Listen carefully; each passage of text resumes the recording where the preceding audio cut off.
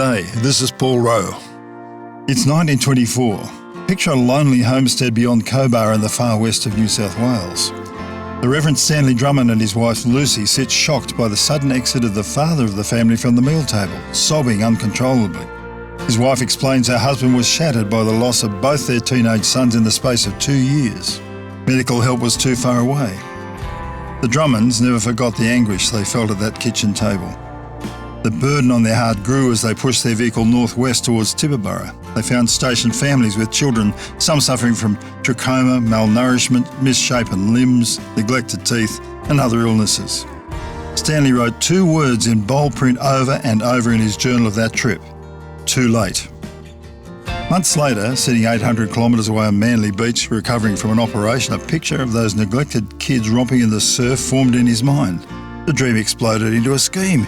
He visualised a public appeal for city funds, volunteers arranging transport and provisions, while he and Lucy searched out the needy kids and put them on the train to Sydney.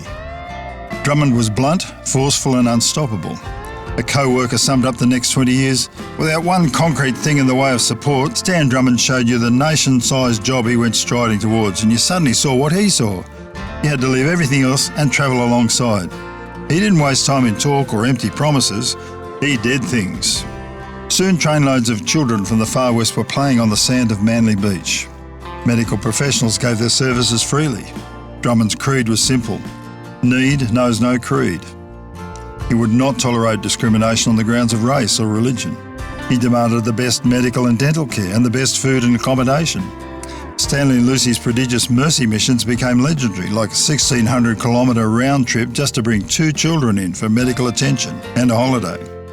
On news of Stanley Drummond's death in 1943, a bushman gave his own rough eulogy. He didn't preach at you. He lived it all, you see, and she was the real thing in Christianity too.